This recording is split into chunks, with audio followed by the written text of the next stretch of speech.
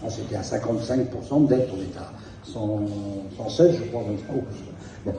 Donc, quand on est passé à l'euro, on a pu dire, voilà, la convergence des économies est suffisante pour qu'on partage la même monnaie.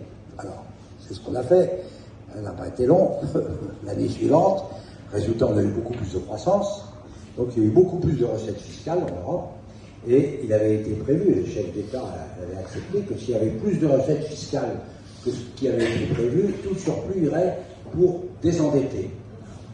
Arrivé en France, avec M. Chirac comme président de la République et M. Jospin comme Premier ministre, ils ont dit « Oh, mais il y a plus de recettes que prévu, c'est une cagnotte ». Et ils ont dépensé la cagnotte, allègrement. Bon, après, ils ont commencé à déraper, on a commencé à déraper, on ne respectait plus les critères, alors on a eu des procédures, c'était prévu aussi, ils ont tout fait pour les bloquer.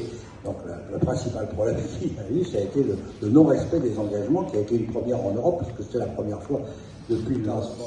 Les Allemands ne vendaient plus une Mercedes en Italie, on était au début 95, plus une Mercedes en Italie, et nous ne vendions plus un veau de Corrèze, qui ne plaisait pas bien sûr à Jacques Chirac, en Italie. Par contre, on était inondés de t-shirts italiens.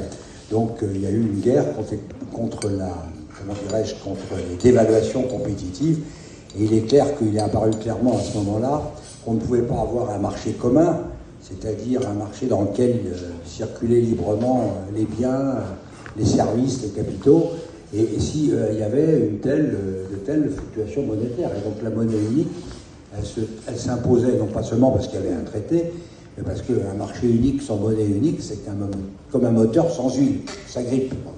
Donc par conséquent, je parlais de méthode bottom-up, rapidement on s'est rendu compte que ces affaires européennes, c'est très très sensible sur le plan politique. Il suffit de mettre le mot Europe et immédiatement il se déchire entre partis politiques.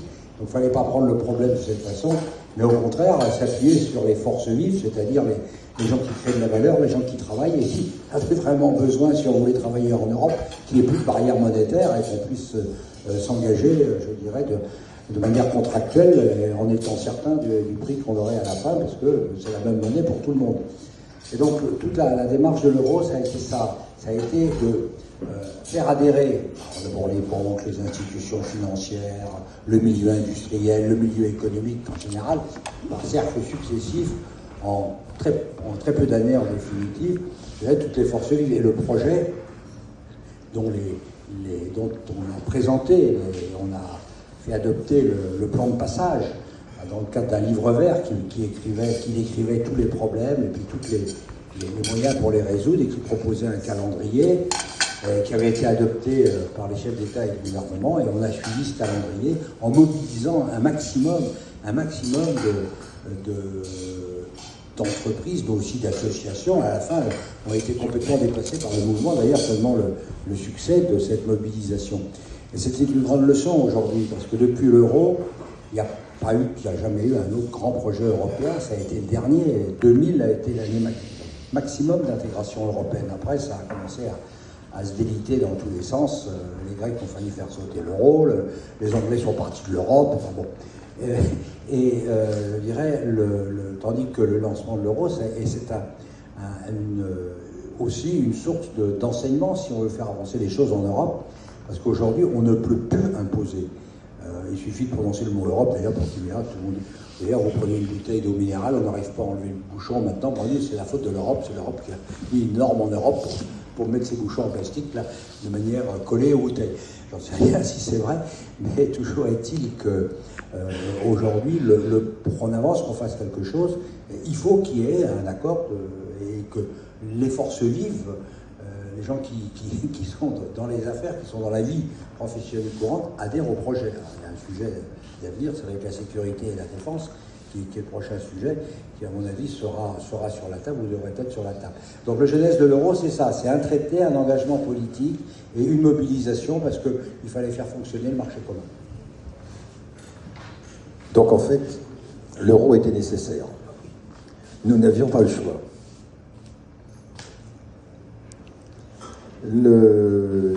Oui, alors reste le problème effectivement de la coordination, c'est ce que vous dites à un autre moment, de la coordination des économies, c'est-à-dire que chaque économie, les différentes économies nationales évoluant, avançant à des vitesses différentes, les budgets des différents États étant plus ou moins bien gérés ou maîtrisés, considérer que ça met en danger, en quelque sorte, à moyen ou long terme, ça peut mettre en danger l'euro.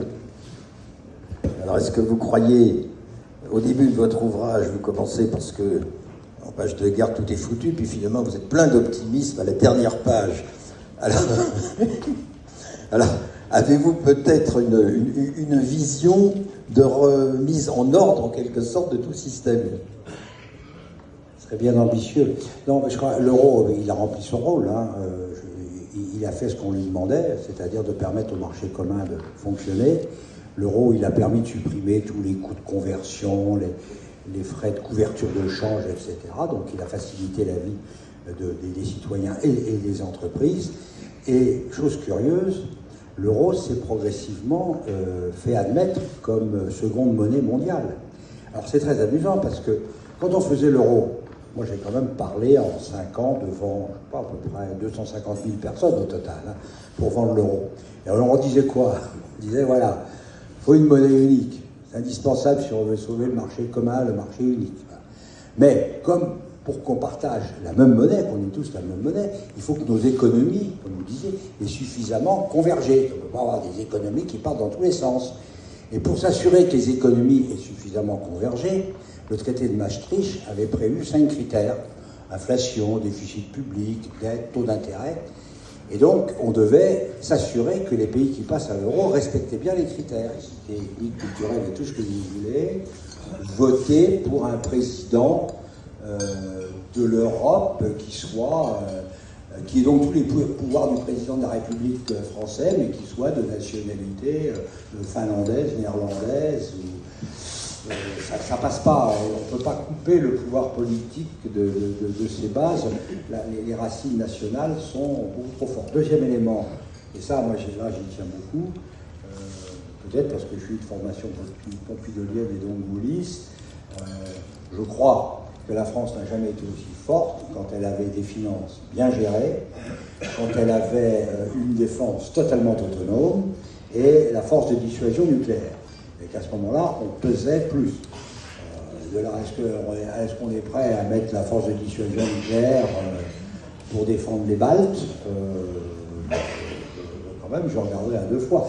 Donc, c'est un beau projet, le projet fédéral, mais il est très ambitieux et surtout, il me paraît très coupé de ce que l'on peut faire réellement. On a fait un bataillon, je sais pas, en général, franco-allemand, une division, une brigade franco-allemande. Moi, je n'ai jamais vu la brigade franco-allemande ailleurs que sur les Champs-Élysées. Alors, à quoi elle sert? On l'a pas vu en Afrique, on aurait pu, je pensais que vous vouliez faire quelque chose d'européen. On a un outil qui est une brigade franco-allemande dont on nous a dit que c'était le nec plus ultra, c'était le début de l'Europe politique, tout ce que vous voulez. Moyennant quoi, il n'a pas le droit de sortir de ses casernes de Strasbourg. Ah non, les Allemands jamais ne vont sur le territoire extérieur, c'est contraire à leur constitution. Alors pourquoi on fait une division, une brigade avec eux? Non, il faut. Vous avez. Moi je suis tout à fait d'accord. Alors on a fait l'Agence européenne de défense, qui est déjà un début très limité. En fait, qui ont fait des opérations dans l'océan Indien, notamment pour tous les terroristes somaliens et autres qui attaquaient les bateaux. Ça a bien marché, alors peut-être regarder de plus près et s'inspirer de ce genre de choses. Et une des grandes règles de la construction européenne, c'est qu'il faut y aller pas par pas. Vous n'imposerez pas un projet d'ensemble, vous le ferez si tout un chacun ressent la nécessité de faire quelque chose en commun plutôt que de le faire tout seul. Je ne pense pas que sur le plan politique, ça soit encore mieux. En tant que militaire sur ce sujet, parce que c'est quand même... D'abord, le militaire est aux ordres du politique. Donc on ne peut pas imaginer une armée européenne s'il n'y a pas un pouvoir politique, comme un chef d'État politique de l'Europe. Donc ça, c'est la première chose. Sur le plan psychologique, les soldats français meurent pour leur patrie, pour la France, ils ne meurent pas pour l'Europe, ni pour la République, ils meurent pour la France. Et ça, c'est très important, parce que le moral du soldat, comme disait Napoléon, le moral est au physique que 3 est à 1. Si une armée n'a pas le moral, elle va être bien équipée, elle est forte. Pas suffisamment. L'armée de terre actuellement a un bon moral. elle est insuffisamment équipée, hein, mais elle a un bon moral. Et ça, ce moral, c'est parce qu'ils seront, on les forme pour être prêts à donner le sacrifice de leur vie pour leur pays. Bravo.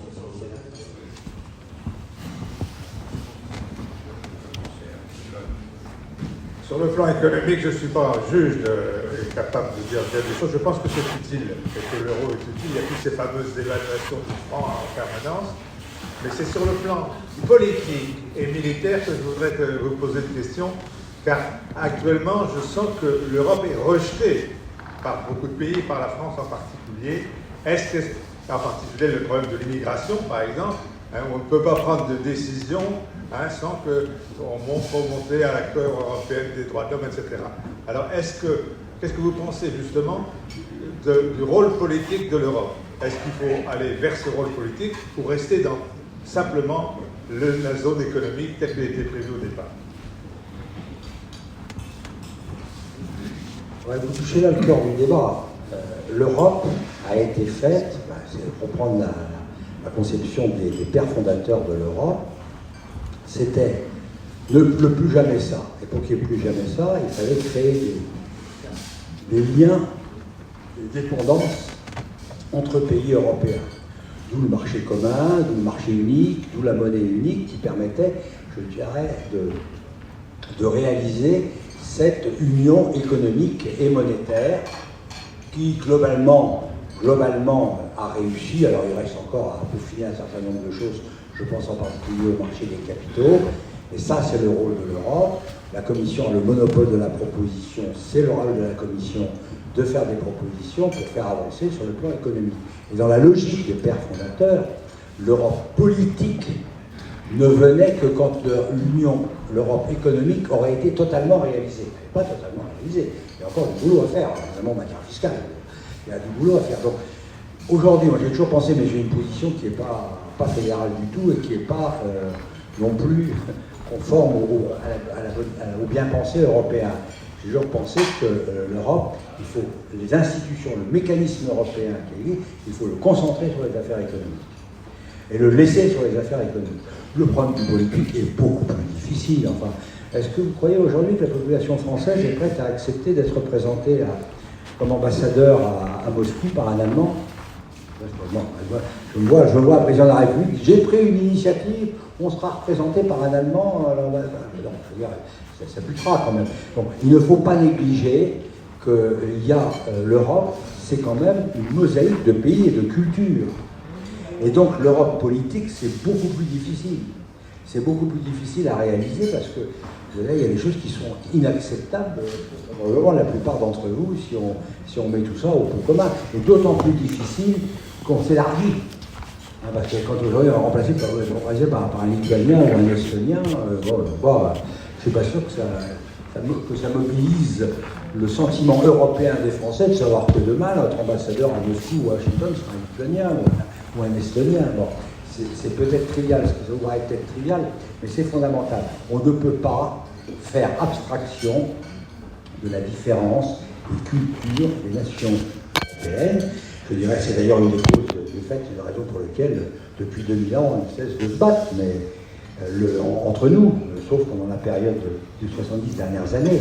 Mais le fondement de tout ça, c'est qu'on ne peut pas faire table rase de ce qui est considéré par tout le monde comme, je dirais, son existence propre, son ADN.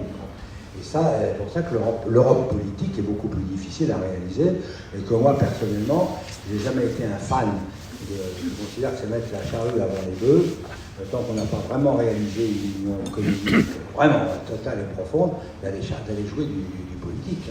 La meilleure preuve, c'est qu'au Parlement européen, je suis désolé, les Français ne pèsent plus rien. Ça passe le nom, mais rien. Voilà. Donc, vous voulez transférer les pouvoirs au Parlement européen au nom de la politique. On va peut-être regarder à deux fois avant.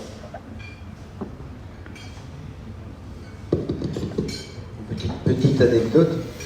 Il y a 6 mois, j'ai une librairie iranienne, une très belle librairie iranienne à côté de chez moi, à Paris, à côté d'un des entrepreneurs. Je vais acheter un film iranien, ce qui est en français. Je le visionne un soir d'hiver. il y avait une actrice iranienne qui était magnifique, vraiment magnifique.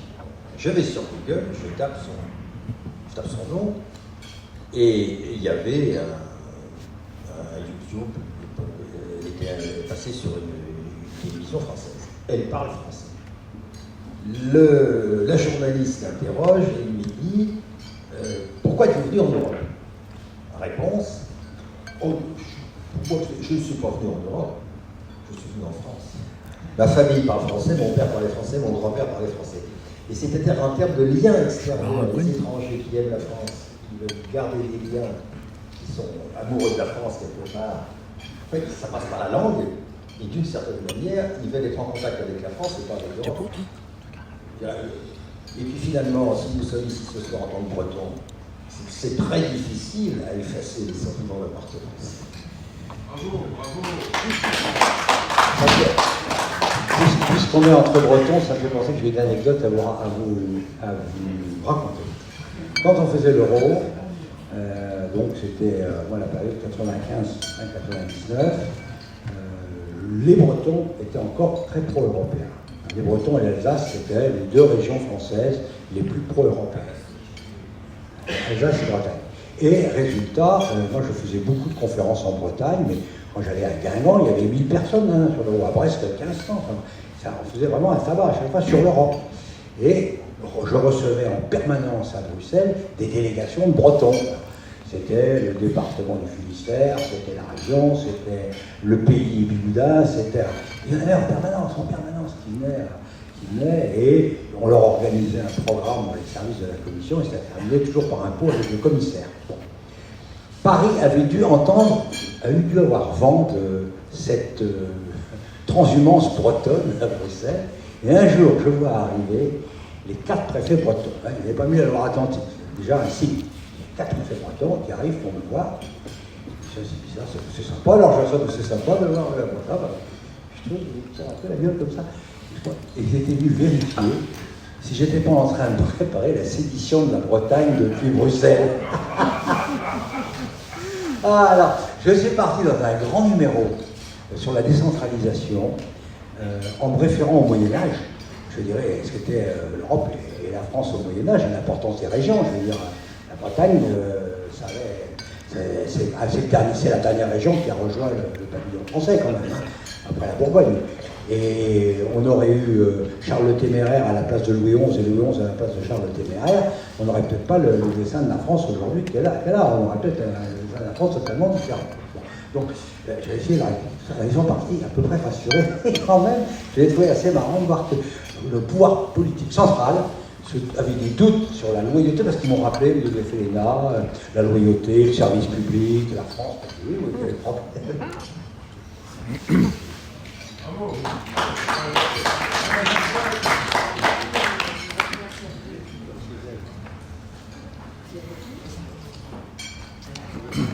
Tiens. En tant que Breton.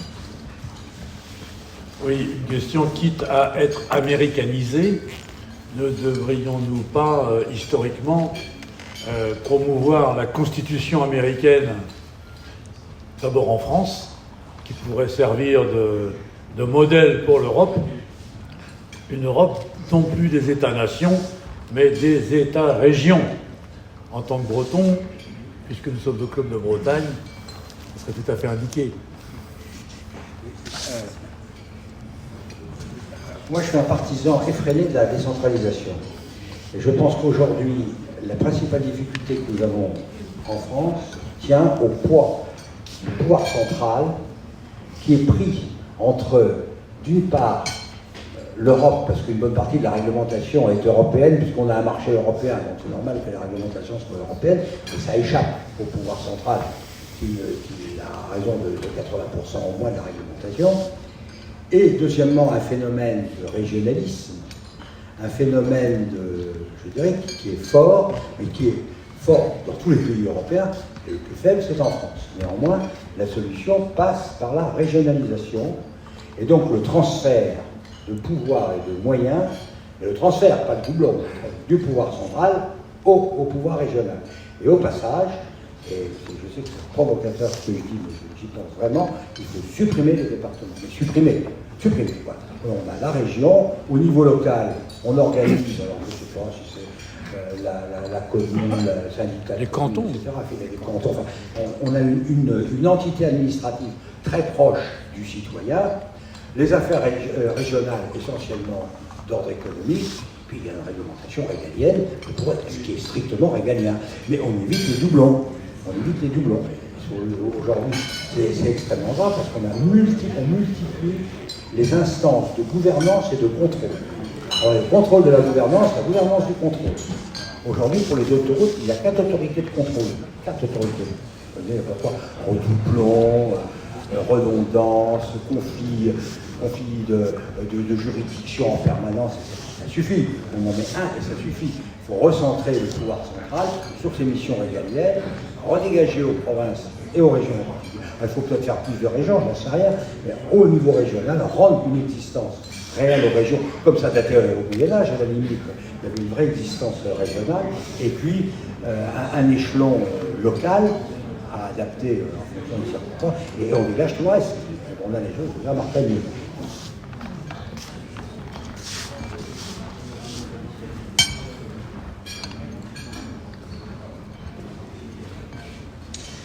Oui, alors ma question porte un peu sur à la fois le passé et l'avenir de l'Europe. Alors, vous étiez donc à la Commission européenne, vous faisiez partie des grands de ce monde. Moi, pendant ce temps-là, j'étais un humble professeur d'histoire et de géographie dans mon lycée. Et à un moment, alors, nous aussi, on a la liberté en tant que prof de dire un peu ce qu'on veut. Moi, je disais à mes élèves que l'Europe avait peut-être raté le coche à une certaine époque. Alors, c'est peut-être plus ancien que ce que vous aviez lu, mais en 1954, quand on a refusé, en France, la Communauté européenne de défense. Pourquoi? Alors j'osais, décidez moi, dire à mes élèves, on n'aurait pas pu avoir une armée européenne, surtout face aux soviétiques, une véritable armée, avec une grande discipline, une possibilité de déclarer la guerre ou de résister tous ensemble, sans qu'il y ait un gouvernement. Il n'y a aucun pays dans le monde qui possède une armée, une vraie armée, sans que soit le chef de l'État, soit le chef du gouvernement, ça dépend des constitutions, ne soit vraiment le chef. Autrement dit, si la CED avait été votée, on aurait été américanisé, c'est ce que je connais certains, mais on aurait été obligé d'avoir un président de la République des États fédérés américains. Quelqu'un parlait de constitution américaine tout à l'heure, je ne sais pas comment ça a ressemblé, parce que actuellement, on parle d'être dans l'OTAN, quitter l'OTAN, etc., l'OTAN pour Américains, avec qui sont les Américains. De toute façon, quand on voit le temps que ça prend, quand on voit le temps que Mme von der Leyen prend pour aider et envoyer un tank en Ukraine, ça prend 1 an, je crois qu'on a raté quelque chose à cette époque-là, de faire vraiment l'Union européenne. Maintenant, alors, une vraie Europe, avec une vraie armée, en 1954-55, avec un vrai président, un vrai exécutif, aurait-elle pu s'ouvrir très loin à l'Est comme elle est aujourd'hui? J'en sais rien. Voilà, j'aimerais avoir votre avis sur la question, sur ce que je vous ai enseigné à l'époque. C'est beau, vous êtes dans le bon fédéralisme intégral.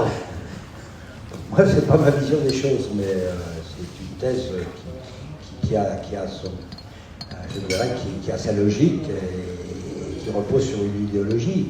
Donc je la respecte. Personnellement, j'ai du mal à y adhérer parce que je la crois totalement irréaliste. Une fois encore, est-ce que je ne sens pas le peuple français? Quand on a fait l'euro, on s'est vraiment bien amusé en plus. On s'est bien amusé parce qu'on était à la commission vraiment en amont du processus et c'est nous qui mettions des propositions tout le temps sur la table. Comme fait Trump aujourd'hui, fait des trucs. Nous c'était pareil, mais c'était un peu moins brutal quand même. Et on avait toujours un train d'avance sur le gouvernement et sur les États membres. Et un jour, je vois arriver dans mon bureau une stagiaire, c'était une bretonne d'ailleurs, qui m'amène des feuilles A4 sur lesquelles il y avait des E. Des E bizarres. J'étais pressé et tout, mais qu'est-ce que c'est que ça? Il était timide, elle posait ça sur le bureau. Et je regarde les E, et puis au milieu de ces E, je vois un E rondouillard avec 2 barres. Je dis, tiens, il a une bonne gueule celui-là. Je le prends, je le mets dans mon tiroir, puis je lui rends ses feuilles. Je ne sais absolument pas pourquoi, qu'est-ce qu'on allait en faire. je vois que mes occupations. 15 jours après, mon directeur de cabinet arrive dans mon bureau et me dit, il y a un problème. Un problème. Ben, on a le Conseil européen, je ne sais plus où, à Dublin ou à Amsterdam. Dans 15 jours, ben oui, je le sais, on travaille dessus. Ouais, mais il me dit, mais il y a un problème, parce que la Banque Centrale Européenne va sortir les premières esquisses des billets en euros. Alors là, en termes de com, nous, à la Commission, on est mal, hein, parce qu'on va passer derrière tout le monde, et alors là, on perd quand même le leadership. Pouf, ça fait choc ton esprit, j'ai ouvert le tiroir, j'ai sorti mon feuille A4 où il y avait ce eurodouillard, je lui ai dit, tu fais imprimer 1000 t-shirts ou 1000 écharpes, j'en sais rien, je m'en fous, et tu les mets dans la salle de presse la veille du Conseil européen. C'est ce qu'on a fait.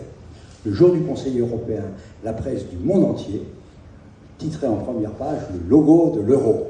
Et les chefs d'État et de gouvernement ont découvert ça en arrivant à Bruxelles. Inutile de vous dire qu'est-ce que j'ai pris comme... Mais après coup, je me dis, on a bien fait parce que vraiment, ce genre de sujet, il serait sur la table, on y serait encore, hein, parce que tout le monde a son idée. Voilà, c'était là. Très amusant.